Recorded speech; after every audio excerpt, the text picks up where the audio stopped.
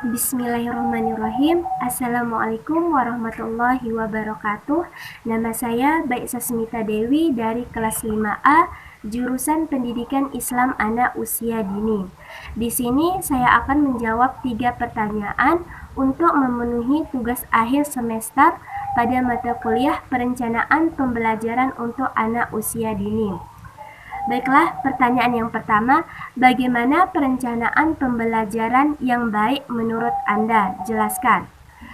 Perencanaan pembelajaran yang baik menurut saya adalah perencanaan yang telah disusun rapi, yang terarah, tujuannya yang sudah matang, di mana di sini dalam menyusun perencanaan pembelajaran kita harus mengetahui aspek-aspek apa saja yang harus dikembangkan dalam perencanaan pembelajaran itu sendiri. Nah, sesuai dengan sebelum kita menyusun perencanaan pembelajaran, lebih baik kita mengacu pada Permendikbud itu sendiri, karena di dalam Permendikbud itu kita bisa mengetahui aspek apa saja yang akan dikembangkan pada anak usia dini. Nah, perencanaan yang baik adalah perencanaan pembelajaran yang baik adalah perencanaan yang telah kita buat sebagus mungkin, sedetail mungkin agar bisa siswa-siswinya bisa paham dengan perencanaan pembelajaran yang akan kita sampaikan. Nah, di sini sebelum kita melaksanakan perencanaan pembelajaran, kita harus mengetahui metode apa saja yang harus kita gunakan dalam perencanaan pembelajaran itu sendiri. Perencanaan pembelajaran yang baik juga di sini adalah di mana kita akan membuat yang namanya program semester, RPPM, RPPH dengan terlaksananya program tersebut dari mulai program semester, RPPH, RPPM, maka otomatis perencanaan pembelajaran itu akan berjalan dengan sebaik mungkin. Baiklah, pertanyaan yang kedua, sebutkan langkah-langkah yang harus Anda laksanakan dalam perencanaan pembelajaran di PAUD. Menurut Hidayat, langkah-langkah dalam merencanakan pembelajaran di PAUD yang pertama adalah memahami kurikulum. Kita sebagai guru PAUD harus memahami kurikulum itu sendiri, kurikulum apa yang akan digunakan. Yang kedua, menguasai bahan ajar. Yang ketiga, menyusun program pengajaran. Yang keempat, melaksanakan program pengajaran.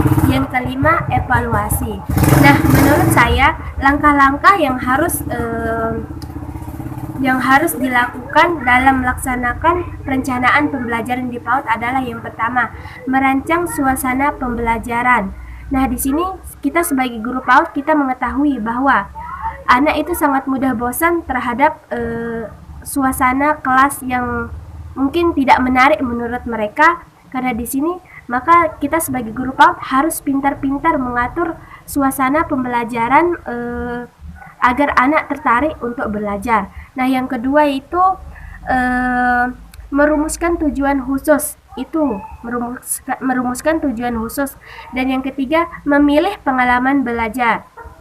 Yang keempat, menentukan kegiatan belajar mengajar. Maksudnya di sini kita menentukan kegiatan apa saja yang akan kita ajarkan pada anak tersebut.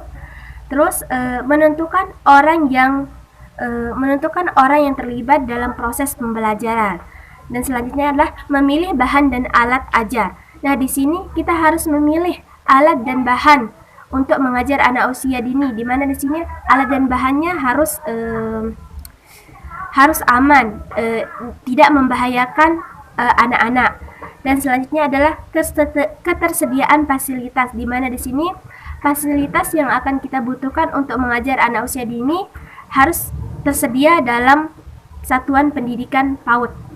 Nah, selanjutnya perencanaan, evaluasi, dan pengembangan. Di sini yang terakhir itu perencanaan, evaluasi, dan pengembangan. Maksudnya di sini setelah kita melaksanakan perencanaan pembelajaran, kita harus mengetahui, kita mengevaluasi sejauh mana perkembangan anak dalam proses pembelajaran itu sendiri. Pelajaran PAUD. Nah, sebelum itu kita harus membahas tentang prinsip-prinsip yang harus dirumuskan dalam kompetisi dasar itu sendiri. Yang pertama, meluas. Artinya, peserta didik memperoleh pengalaman tentang pengetahuan, keterampilan, sikap, nilai yang berkaitan pada saat pembelajaran itu berlangsung. Yang kedua, seimbang. Seimbang artinya di mana setiap peserta kompetisi perlu dapat melalui alokasi waktu yang cukup untuk pembelajaran yang efektif. Yang ketiga, relevan. Relevan maksudnya di sini adalah di mana setiap kompetisi terkait dengan penyiapan peserta didik untuk meningkatkan mutu kehidupan melalui kesempatan pengalaman. Dan yang terakhir yaitu perbedaan.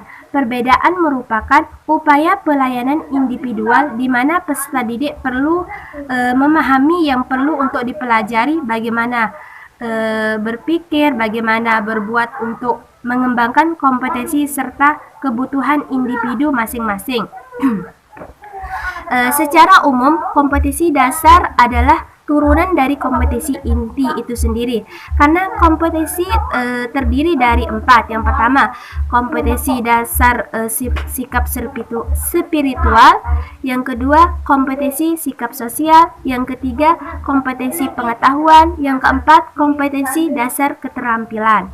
Nah, di dalam PAUD dalam menetapkan kompetensi dasar dari setiap tema atau kompetisi dasar tersebut memuat seluruh aspek perkembangan yang 6 itu, yang dimana aspek perkembangan yang 6 itu pertama aspek sosial emosional, aspek nilai agama, aspek kognitif, aspek seni, aspek motorik, dan aspek bahasa. Mungkin hanya ini jawaban dari saya. Sekian dan terima kasih. Wassalamualaikum warahmatullahi wabarakatuh.